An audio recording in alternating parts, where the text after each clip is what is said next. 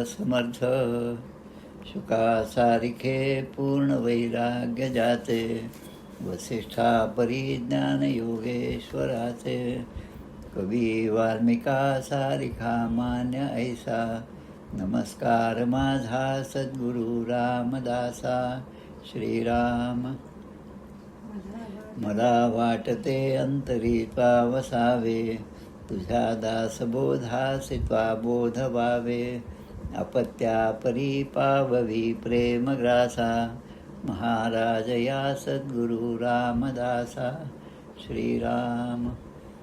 शांताकारं भुजगशयनं पद्मनाभं सुरेशं, विश्वाधारं गगनसदृशं मेघवर्णं शुभांगं, लक्ष्मीकान्तं कमलनयनं योगिभिर्ध्यानगम्यं, वन्दे विष्णुं भवभयहरं सर्वलोकैकनाथं. यं ब्रह्मा वरुणेन्द्ररुद्रमरुतस्तुन्वन्ति दिव्यैस्तवैः, वेदैः साङ्गपदक्रमोपनिषदैर्गायन्ति यं सामगाः, ध्यानावस्थिततद्गतेन मनसा पश्यन्ति यं योगिनो, यस्यान्तं न विदुसुरासुरगणा. देवाय तस्मै नमः. सर्वोपनिषदो गावो दुग्धा गोपालनन्दनः, पार्थो वत्सस्थिर्भोक्ता दुग्धं गीतामृतं महत्. गोपाल कृष्ण भगवान की जय. जय जय रघुवीर समर्थ. श्रीराम जय राम जय जय राम. श्रीराम जय राम जय जय राम. आज निज ज्येष्ठ पद्य दशमीसह एकादशी. आज स्मार्त एकादशी आणि उद्या भागवत एकादशी आहे. निवृत्तीनाथ महाराजांची यात्रा त्र्यंबकेश्वरापासून निघते. उद्या द्वादशीच्या दिवशी त्यांची पुण्यतिथी असते निवृत्तीनाथ महाराजांची. त्याचप्रमाणे आमचे मामा दांडेकर सगळ्यांच्या परिचयाचे 1951मध्ये पुण्याच्या सर परशुराम कॉलेजमध्ये प्राचार्य पदावरून ते निवृत्त झाले. त्यांची अनेक प्रवचनं ऐकलेली मंडळी आजसुद्धा असतील. त्यांचं वैशिष्ट्य म्हणजे ते वारकरी संप्रदायाचे ज्ञानेश्वरी भागवत या सगळ्या ग्रंथांचा अभ्यास असणारे मामा दांडेकर. 2-3 गोष्टी ज्यांच्यामधल्या फार महत्त्वाच्या आहेत. मामा दांडेकरांचा शेवटचा काळ होता, दवाखान्यामध्ये ते भरती होते. त्यांच्या एका विद्यार्थ्याने एक प्रबंध लिहिला, PhDचा प्रबंध लिहिला आणि त्यावेळेस त्यांनी आणून दाखवला. प्रथम तर त्यांनी त्याचं कौतुक केलं, अरे वा छान आहे, तुझा विषय काय होता? विषय असा होता की जगामध्ये देव नाही. आता मामा दांडेकरांच्या समोर एक विद्यार्थी जगामध्ये देव नाही या प्रकारे तर्कवितर्क करून एक मोठा PhDचा थिसीस घेऊन येतो आणि मामा त्यांचं स्वागत करतात. मामाने त्या विद्यार्थ्याला 2-4 प्रश्न विचारले की तुझ्या सगळ्या तू वाचन केलं त्याच्यातलं मला एक गोष्ट सांग की तुला हा विषय घ्यावा असं कसं सुचलं? मग त्यांनी 2-4 संदर्भ सांगितले. पण त्यामध्ये देव आहे की नाही ही गोष्ट कशी समजली? मग ते म्हणतात म्हणजे आता एक खोलामध्ये जायला, म्हणजे करी सुख संवाद जो उगमाचा, जगी धन्य तो दास सर्वोत्तमाचा. म्हणजे आता जगामध्ये देव आहे की नाही हा विचार जो आहे तो सूक्ष्मामध्ये नेणारा आहे. आता सूक्ष्मामध्ये नेणाऱ्या ज्या गोष्टींचे प्रश्नांची विचारली त्या प्रश्नांची उत्तरं जेवढी त्याला देता येईल तेवढी सगळी त्यांनी दिली. आणि मग म्हणतात की तुला हे सुचलं कसं? आता सुचलं कसं म्हणल्यावर त्याला आता काही उत्तर देता आलं नाही. आणि मग ते म्हणतात की हे जे आपल्याला उत्तर देता येत नाही तेच भगवंताचं स्थान आहे, तिथूनच भगवंताची प्रेरणा असते.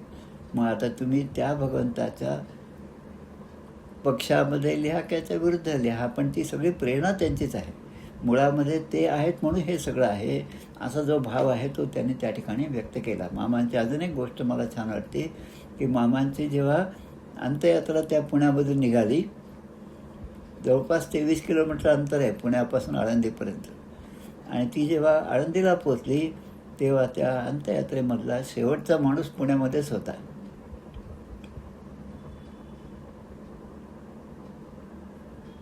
म्हणजे विचार करा,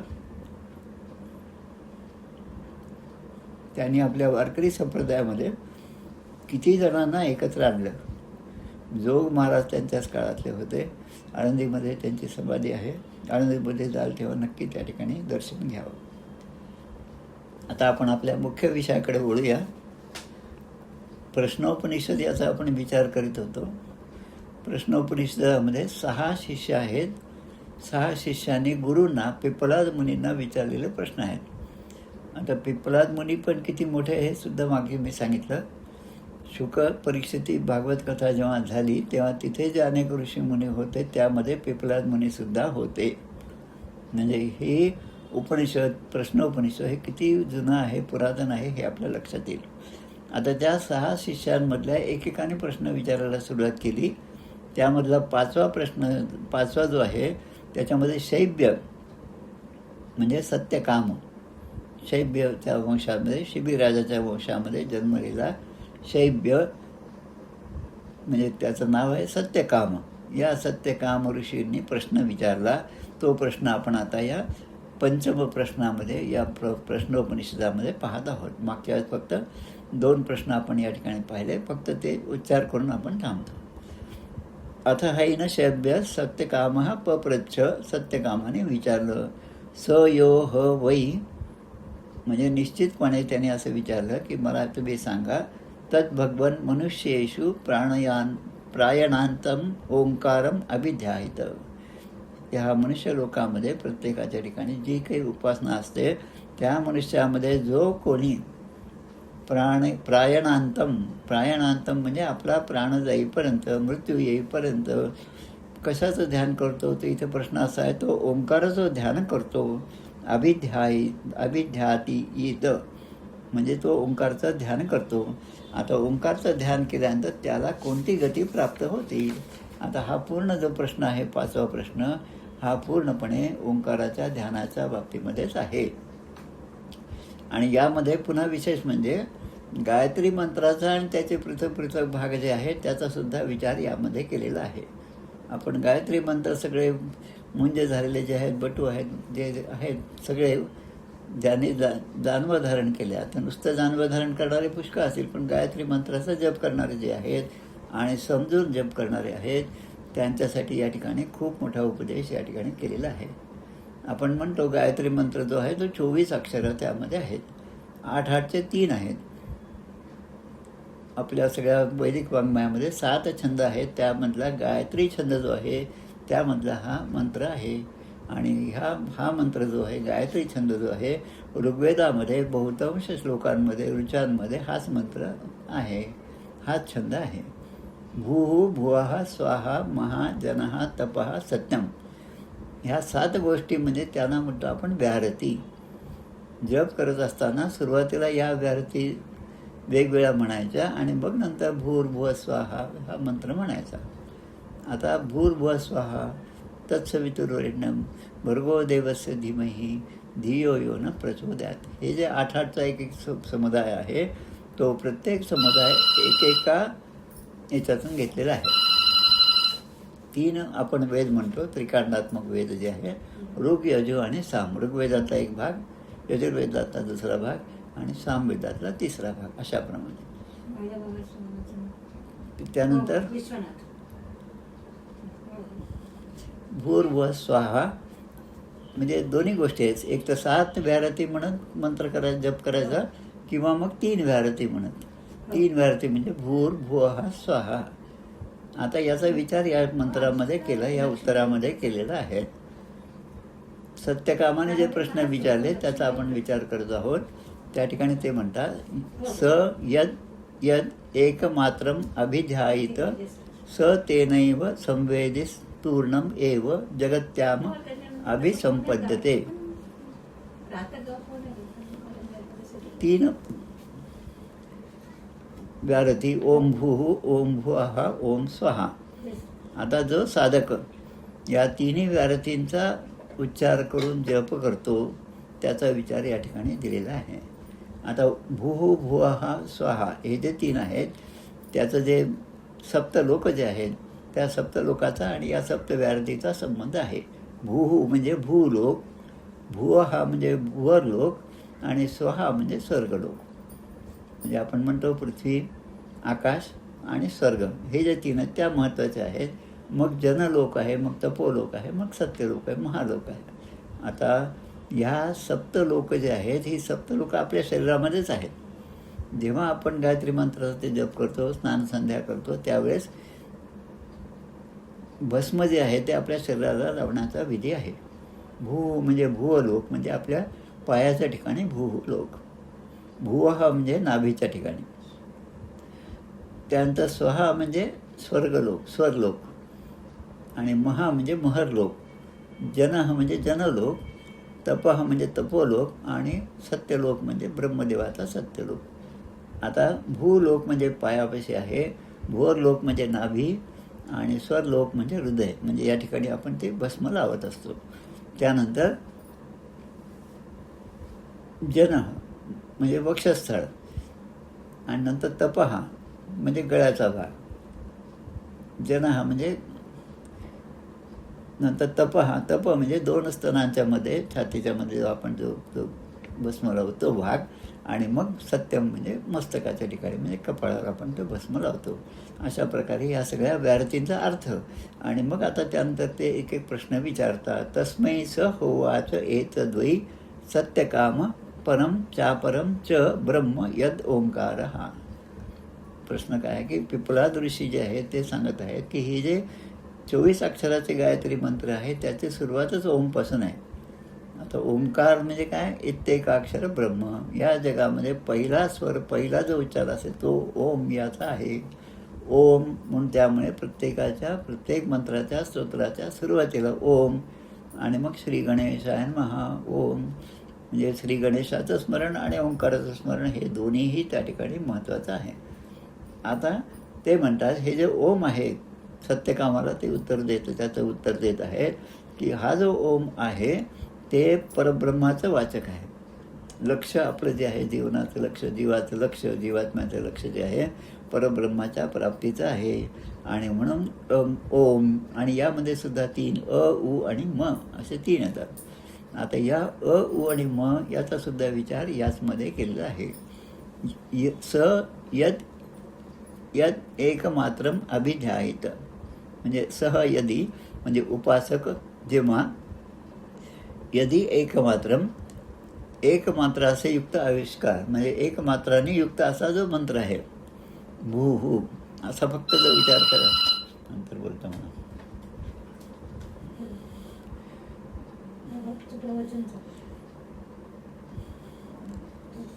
तूर्णम एव म्हणजे शीघ्र ही लवकरात लवकर या पृथ्वीमध्ये अभिसंपद्यते उत्पन्न होतात. काय उत्पन्न होतात की अशी जर उपासना एका अक्षराची केली म्हणजे ओम भू हू असं जर केलं तर काय प्राप्त होतं ते लिहिलं आहे. तम ऋचहा. आता हे जे आहे ते ऋचहा म्हणजे ऋग्वेदातले सगळ्या ऋचा ज्या आहेत त्या आपल्या शरीरामध्ये त्या प्रगट होतात. म्हणजे त्यांचा अंतर्भाव आपल्यामध्ये होतो ऋग्वेदाच्या ऋचा. आता हे सगळं करत असताना तम ऋचो मनुष्यलोकम उपनयनते. त्या रोच्या या मनुष्यलोक म्हणजे त्याच्यामुळे आपल्याला काय प्राप्ती होते? मनुष्यलोकामध्ये आपण आहोत. पण ते सगळं करण्यासाठी स तत्र तपसा ब्रह्मचर्येण आणि श्रद्धया 3 गोष्टी फार महत्त्वाच्या कुठल्याही अनुष्ठानामध्ये. तपसा ब्रह्मचर्येण आणि श्रद्धया. आता तपसा म्हणजे तपस हा शब्द आहे संस्कृतमध्ये सकारांत शब्द आहे तपस शब्द आणि नपुंसकलिंग आहे. तपसा म्हणजे तपसा तपोभ्याम तपोभिही म्हणजे तपाने. आता हे करत असताना ही गायत्रीची उपासना करत असताना तपाने जर ती केली ब्रह्मचर्येनं म्हणजे ब्रह्मचर्य व्रताचं पालन करून सगळीकडे तृतीया विभक्तीच आहे.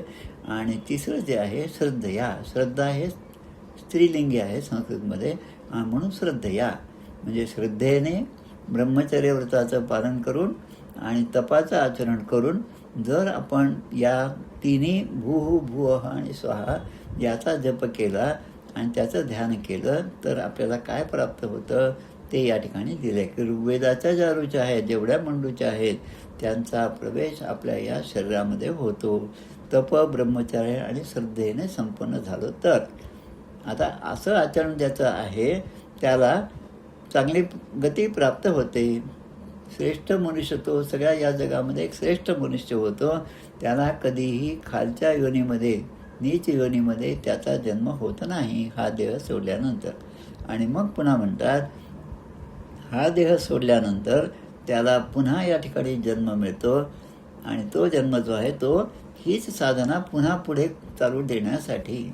स्वामी विवेकानंद जे म्हणत होते की माझं हे 40वा जन्म आहे, 40व्या वेळेस मी हे ब्रह्मचर्य व्रताचं पालन करत आहे आणि माझ्यासारखा दुसरा कोणी असेल तर त्यालाच माझ्या कार्याचं काय म्हणायचं मूल्यमापन किंवा जे काय ते त्यालाच ते समजणार आहे, इतरांना नाही. म्हणजे एवढं ब्रह्मचर्य व्रताचं पालन केलेलं 40वा जन्म असणारे स्वामी विवेकानंद आणि त्यांनी त्या परब्रह्मतत्वाला प्राप्त केलं होतं.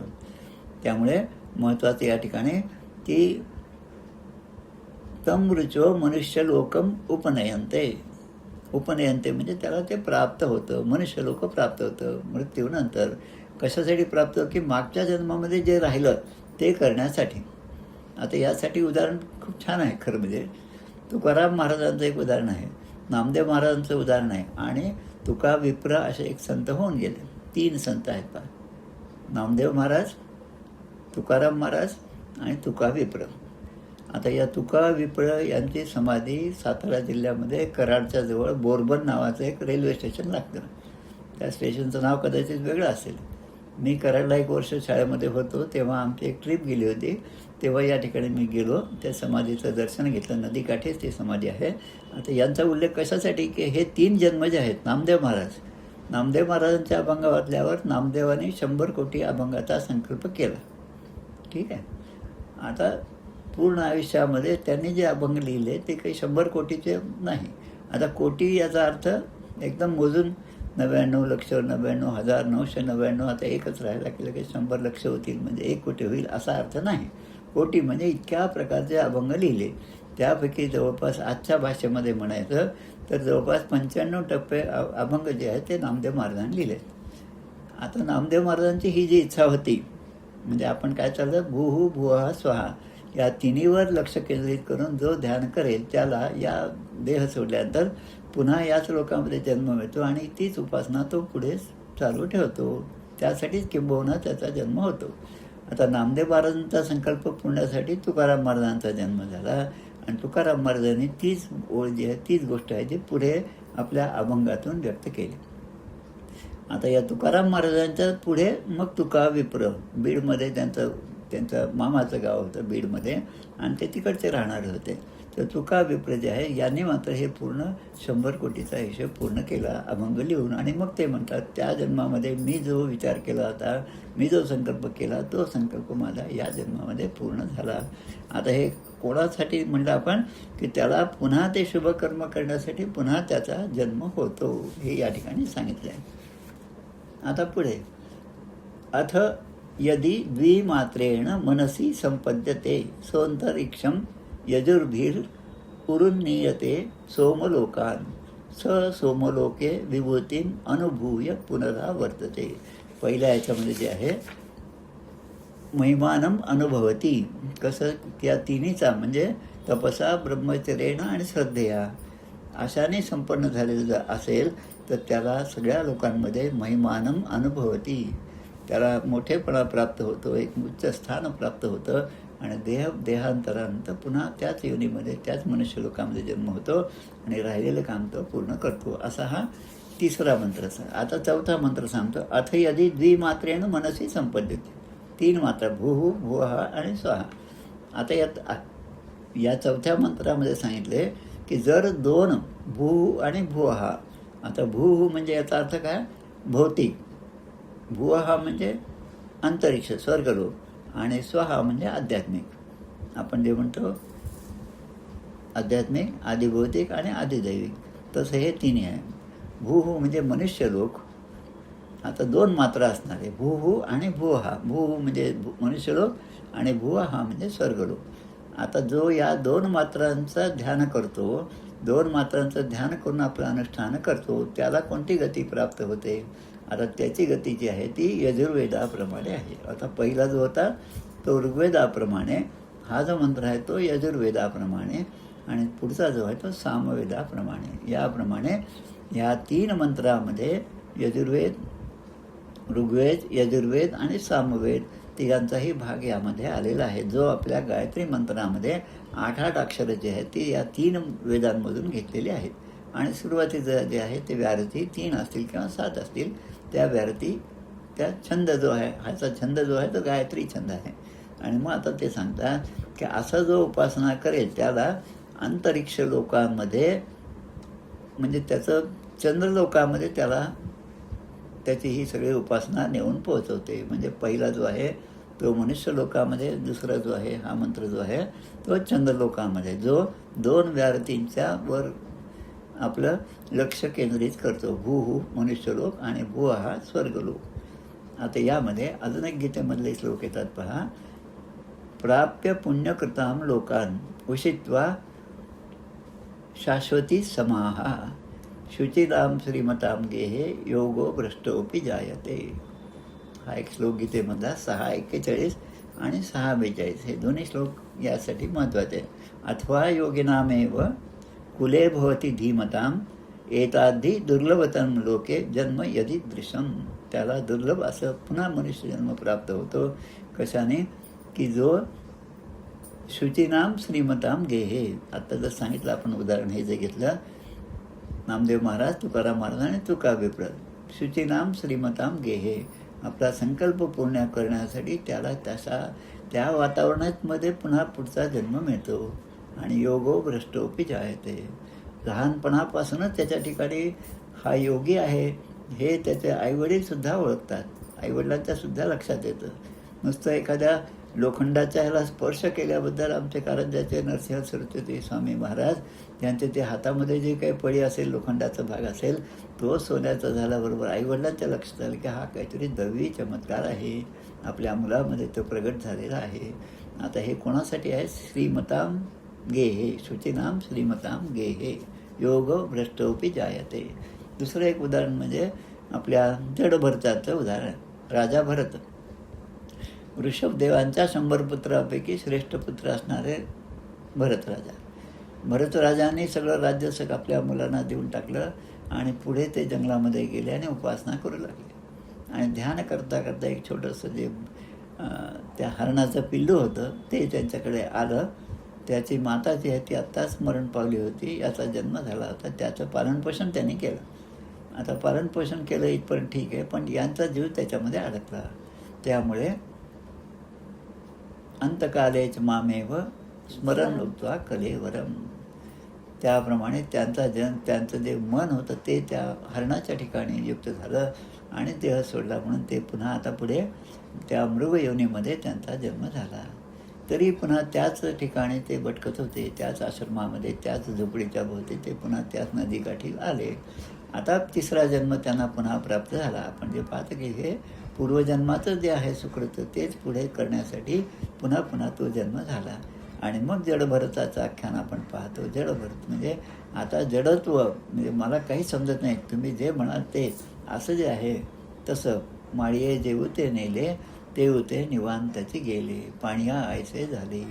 माळ्याने त्या पाण्याचा ओघ जो आहे तो ज्या झाडाकडे, ज्या रोपांकडे वळवला त्याकडे जाणं हे जसं पाण्याचं काम आहे, तसं हा जडभरताचं आख्यान आपण श्रीमद भागवतामध्ये पाहिलेलं आहे. आता या ठिकाणी आता 2 मंत्र झाले. आपण भूहू पहिला आणि दुसऱ्या याच्यामध्ये भूहू आणि भुहा म्हणजे 2 व्यारतींनी जर मंत्र घेतला तर काय होतं, तर चंद्रलोकाची प्राप्ती होते आणि मग पुन्हा त्याला या ठिकाणी तो जन्म घेतो, मृत्यूलोकामध्ये येतो. आता 3रा जो मंत्र आहे, पहिला जो होता तो ऋग्वेदाचा, दुसरा जो होता तो त्याचा संदर्भ यजुर्वेदाशी होता आणि आता हा जो 5वा मंत्र आहे त्याचा संबंध सामवेदाशी आहे. यः पुनरेतं त्रिमात्रेण ओम इत्येतेन एवाक्षरेण परम पुरुषम अभिध्यायित स तेजसी सूर्ये संपन्नः. सूर्ये संपन्न, तेजसी सूर्य संपन्नः. आता या ठिकाणी 3ही मंत्राचा उच्चार आला, 3हीचा. यः पुनरेतं, पुनर म्हणजे काय, एक पृथ्वीलोक किंवा भूलोक झाला, त्याच्यानंतर अंतरिक्ष लोक झाला. त्याच्याही वरचा असा जो पुन्हा म्हणले अपर ब्रह्माचे लक्ष ठेवून जो उपासना करेल त्याला काय प्राप्त होतं की परब्रह्माच्या त्या स्वरूपाकडे त्याचं वाटचाल असते. आता तो कसा असतो त्याचं एक उदाहरण खूप छान प्रकारे या ठिकाणी दिलेलं आहे. की जसा साप असतो. आमच्या लहानपणी खेड्यामध्ये असताना इकडे तिकडे सुट्टी असली की मग आम्ही सगळे भटकत होतो एखाद्या शेतामध्ये इकडे तिकडे. तेव्हा शेतामध्ये सापाची कात जी आहे ती सापडायची कुठे न कुठे, आणि ती सापडली की आम्ही सगळे त्याच्याभोवती गोळा व्हायचं. अरे सापाची कात आहे, पहा किती मोठी आहे, मागच्या वेळेस तर खूप लहान होती. आता ही जी सापाची कात आहे, तो साप जो आहे तो काही वर्षांत ही कात टाकतो, म्हणजे बाह्य शरीराचा तो त्याग करतो आणि त्यातून तो सहजपणे बाहेर पडतो. आता बाहेर पडल्यानंतर जरी त्याचं वय झालेलं असतं तरी पुन्हा त्याचं जे शरीर आहे ते पुन्हा ताजेतवानं होतं आणि ते पुन्हा पूर्वीसारखं चमकायला लागतं. तर तसं योगी हा जो आहे तो जेव्हा या 3 मात्रांच्या ओंकाराचा जप करतो, पुन्हा त्रिमात्रेण ओम इति अक्षरेण एव एतं परम पुरुषम अभिध्यायत, म्हणजे या ओम भूः भुवः आणि स्वहा या 3 मात्रांचा उच्चार करून जो असा जप करतो तो परमपुरुष तो आहे, तो जो निरंतर ध्यान करतो तो कसा होतो, जशी सापाची कात तो साप पुन्हा जसं चमकायला लागतो तसा सहा तेजसी सूर्ये संपन्न, तसा तो सूर्याप्रमाणे तो तेज त्याच्या ठिकाणी येतं आणि सूर्यलोकामध्ये तो जातो. पहिलं जे आहे ते मनुष्य लोकामध्ये, दुसरं आहे तो चंद्रलोकामध्ये आणि आता हा सूर्यलोकाला जातो. सपापाना विनिर्मुक्त हा, आणि आत्तापर्यंत त्याने केलेली जी पाप आहेत त्यापासून तो मुक्त होतो आणि मग त्याला पुढची गती मिळते. सामवेदामध्ये दिल्याप्रमाणे त्याच्या श्रुतीप्रमाणे ब्रह्मलोकम उन्नीयते, तो मृत्यू पावल्यानंतर त्याला ब्रह्मलोकाचं स्थान मिळतं. आणि एतौ श्लोकौ भवतः, आता या पुढच्या श्लोकामध्ये जे आहे ते पुरुषोत्तमाची प्राप्ती, जे साक्षात त्याचं दर्शन झाल्यानंतर जे आहे त्याची अवस्था, ती अवस्था आता पुढे दिलेली आहे. आता या 3ही श्लोकामध्ये एक गोष्ट लक्षात घ्यायची, हे जे अनुष्ठान चालू आहे ते अनुष्ठान निष्काम आहे आणि ते निष्कामच असलं पाहिजे. आपले सगळे अनुष्ठान हे सकाम असतात. मग ती कोणतीही पूजा असो, नित्यनैमित्तिक पूजा असो, एखादी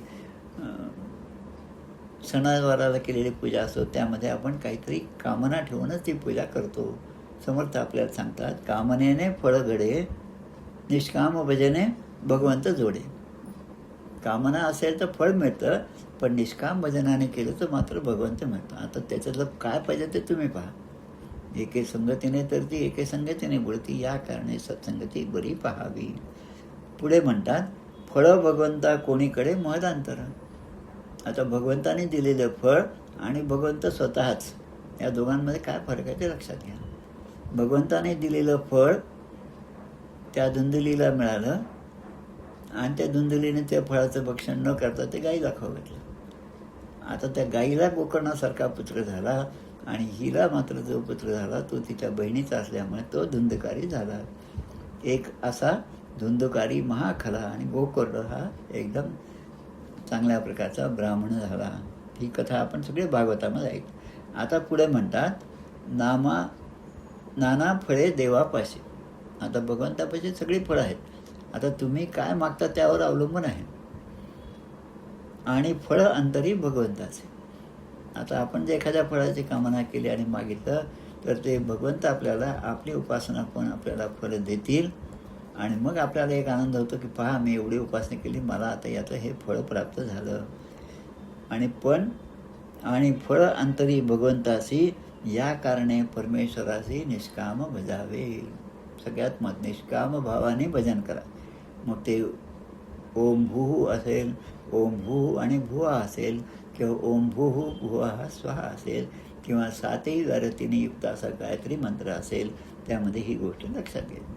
आपल्या ग्रंथराज दासबोधामध्ये 10व्या दशकामध्ये 7व्या समासामध्ये आजच माझ्या वाचनामध्ये ह्या ओव्या आल्या.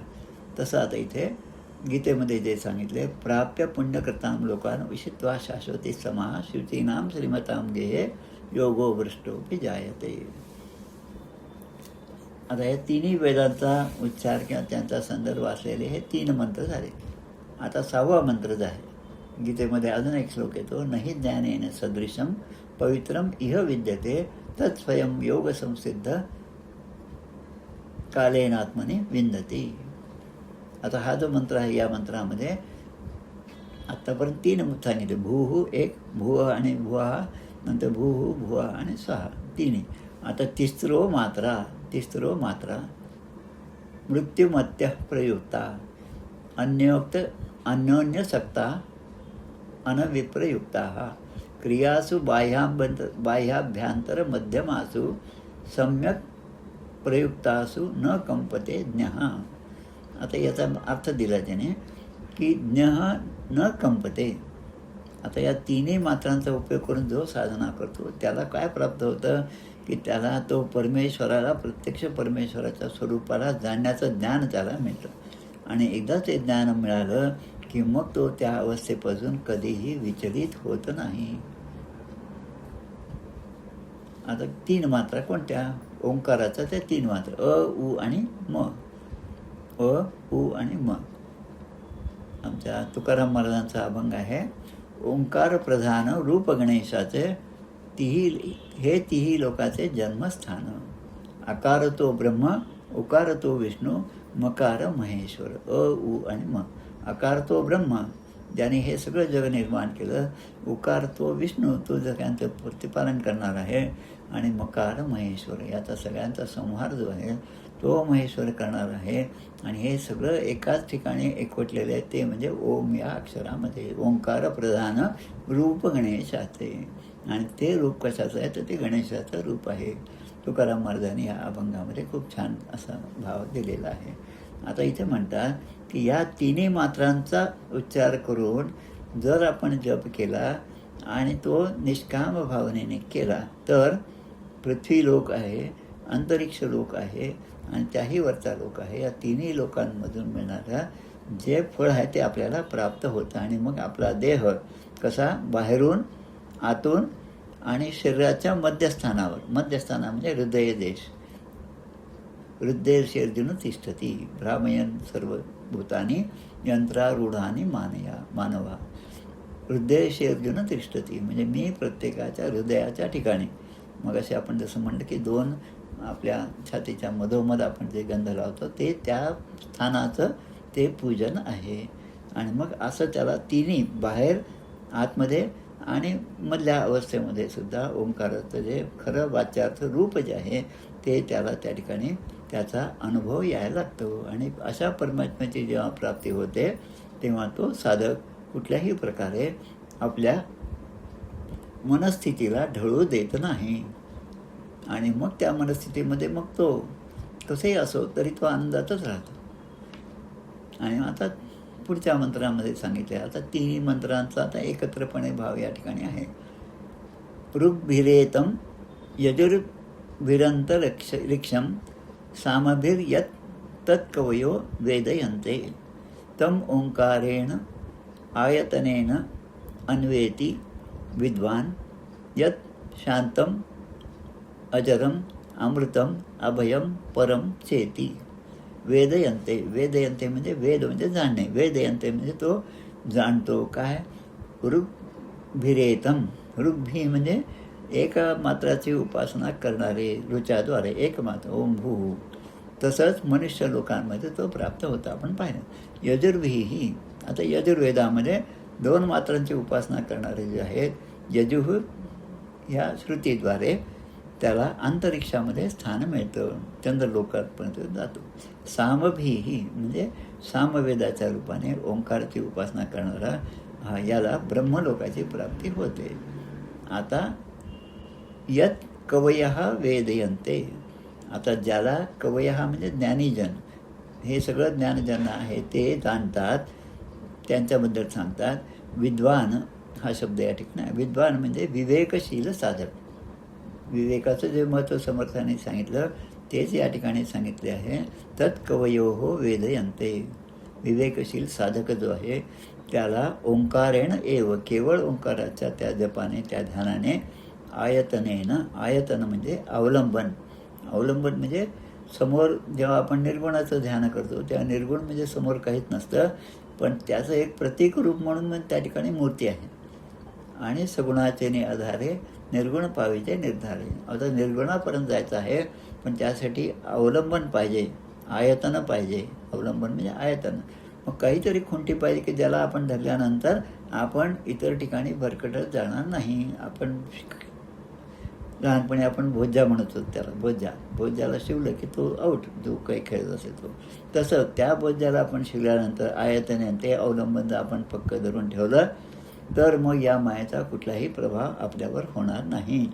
तर त्या परब्रह्म पुरुषासाठी तम अन्वेती, म्हणजे त्याला ते परब्रह्म पुरुषाची अन्वेती म्हणजे प्राप्ती होते. आता परब्रह्म पुरुषाची प्राप्ती झाल्यानंतर त्याला काय मिळतं हे सगळं आता 7व्या मंत्रामध्ये सांगितलं आहे. यत शांतम अजरम अमृतम अभयम आणि परम, 5-6 गोष्टी सांग. शांतम म्हणजे ती शांतता, चित्ताची शांतता, म्हणजे बाहेरच्या कुठल्याही गोष्टीचा परिणाम त्याच्या शांततेवर होणार नाही. त्याची जी चंचल स्थिती होती आत्तापर्यंतची मुमुक्ष अवस्थेमध्ये, बद्ध अवस्थेमध्ये, ती आता गेलेली आहे. आता तो साधक उच्च स्तराचा झालेला आहे. त्यामुळे केव्हाही त्याला शांतीचाच लाभ होतो. स्वामीजी सांगत होते की त्या पॅरिसमधल्या एखाद्या गजबजलेल्या चौकामध्ये सुद्धा मी त्याच अवस्थेमध्ये होतो ज्या अवस्थेमध्ये मी हिमालयामध्ये साधना करीत असताना होतो. म्हणजे एकांतात असो किंवा लोकांतात असो, मनाची स्थिती मात्र ही शांतच होती. तशी अवस्था त्याला प्राप्त होते. शांतम. मग येतं अजरम. अजरम म्हणजे काय? जरा मरण व्याधी. अजरम म्हणजे जर म्हणजे म्हातारपण. अजरम म्हणजे म्हातारपण येणारच नाही. असं कोणतं उदाहरण आहे म्हातारपण येणारच नाही? ते म्हातारपण न येणार याचं उदाहरण म्हणजे आपले सनक सनंदन हे जे 4 ऋषी आहेत ते केव्हाही 5च वर्षाचे होते. त्यांचं आयुष्य तेच 5 वर्षाचं, आणि स्वतः ब्रह्मदेवाचे पुत्र आहेत, आणि तरी पण ते त्या ठिकाणी ब्रह्मदेवाच्या सांगण्याप्रमाणे पुन्हा प्रत्युत्पत्ती करणं, जग निर्माण करणं हे काम आम्ही करत नाही. ते आमचं काम नाही. आम्ही फक्त भगवंताचं नाम घेऊ. हरिशरणम हरिशरणम असं म्हणत हे 4ही सगळ्या या भूलोकामध्ये भ्रमण करीत होते. आणि मग पुढचं काय ते अजर. मग अमृतम. अमृतम म्हणजे काय की त्यांना अमृताची प्राप्ती आहे. अमृताची प्राप्ती म्हणजे केव्हाही ते आहेतच. म्हणजे ते परब्रह्म तत्व कोणत्या ना कोणत्या रूपाने या जगामध्ये अनेक वर्षापासून आहे. ते तत्व आहे, फक्त ते आपल्याला दिसत नाही, कारण आपण त्यापर्यंत पोचण्याची पात्रता नाही. अर्जुनाचे आहे पण ते जे परिचरणया सिद्ध होते. अर्जुनाच्या पंक्तीमध्ये बसून जे माझं हे सगळं बोलणं श्रीकृष्ण म्हणतात भगवान, ते सगळं ऐकण्याच्या योग्यतेचे जे होतील त्यांनाच हे माझं सगळं समजेल. आता पुढे म्हणतात की ओंकारेण एव, म्हणजे केवळ एका ओंकाराच्या अवलंबनाने त्याला ही सगळी प्राप्ती होईल. आणि मग हे ओंकाराच्या उपासनेबद्दल या ठिकाणी सांगितलेलं आहे. अशा प्रकारे हा 8वा मंत्र या ठिकाणी 7वा आहे. ऋग्भी प्रेतम यजुर्भी अंतरिक्षम आणि सामभिर यत तत्कवयो वेदयन्ते. आणि मग त्याची प्राप्ती याला जी होती ती शांतम अजरम अभयम परम इति. अभयम म्हणजे अभय. आता भीती कुठं कोणाशीच नाही. भीती केव्हा असते माणसाला? जेव्हा मी आणि दुसरा कोणतरी आहे आणि तो दुसरा माझ्या लायकीचा किंवा माझ्या मार्गातला असेल तर मला त्याची साथ आहे. तो माझ्या मार्गातला नसेल तर मला त्याच्यापासून अडचणच आहे. ती अडचण जेव्हा येईल तेव्हा मग भीती सुरू होती. आणि मग ते अभय होणं, जो परमार्थ मार्गीचा आहे त्याच्या ठिकाणी अभयम सत्वशुद्धी संशुद्धी 16व्या अध्यायामध्ये पहिला शब्द जो आहे दैवासुर संपन्न विभाग योगामध्ये, त्यामध्ये अभयम सत्व संशुद्धी. अभय मग साधक जो परमार्थ मार्गाला आहे त्याच्या ठिकाणची भीती केव्हाच निघून गेलेली पाहिजे. आता ही गोष्ट पुन्हा स्वामीजींच्या उदाहरणावरून येते. स्वामीजी जेव्हा त्या ठिकाणी होते त्यांचा प्रवास चालू होता. भारतामध्ये एका तळ्याच्या काठी ते होते. हातामध्ये काठी होती, संन्यासाचा वेश होता आणि ते जात होते. तेवढ्यात एक माकड त्यांच्या मागे लागलं. आता ते माकड किती केलं तरी ते मागे जात नव्हतं आणि ते सारखं त्यांच्याकडे येत होतं. आणि ते मात्र आता त्या माकडामुळे सुद्धा घाबरून गेले. तेवढ्यात एक संन्यासी त्या ठिकाणी त्यांची भेट झाली आणि ते म्हणतात, अरे घाबरतो कशाला म्हणे, तू ती काठी उगार म्हणजे ते आपोआप दूर जातील. म्हणजे कितीही संकट आले तरी त्याची भीती न बाळगता त्या संकटांना सामोरा जाण्याची जी आपली क्षमता आहे ती क्षमता आपण ओळखली पाहिजे. आणि मग त्याला आपण काय म्हणतो या गीतेच्या भाषेमध्ये स शांतीम आपनोती, त्याला ती शांतता प्राप्त होते. स्थितप्रज्ञास का भाषा, स्थितप्रज्ञ किम प्रभाषेत किम आसीत, तर तो स्थितप्रज्ञ होण्याची स्थिती त्याला त्या ठिकाणी प्राप्त होते. अशा प्रकारे हा 5वा प्रश्न जो आहे त्या 5व्या प्रश्नाची उत्तरं, सत्यकाम ऋषीने विचारलेल्या प्रश्नाची उत्तरं, 5वा प्रश्न त्याची उत्तरं या ठिकाणी दिलेली आहेत. त्या उत्तराबरोबर हा आपला प्रश्नोपनिषदामधला 5वा प्रश्न पूर्ण होत आहे. आता पुढच्या वेळेस आपण उद्याच्या वेळेस म्हणजे 6ष्ठ प्रश्न, 6वा प्रश्न जो आहे तो सुकेशा भारद्वाज मुनींनी विचारलेला जो प्रश्न आहे आणि या ठिकाणी पिपलाद मुनींनी त्याला दिलेली उत्तर जी आहे ती 8 मंत्रामध्ये दिलेली आहेत. तो भाग आपण आता नंतर पाहूया, पुढच्या वेळेस पाहूया. गोपाल कृष्ण भगवान की जय. जय जय रघुवीर समर्थ. श्रीराम जय राम, जय जय राम, श्रीराम.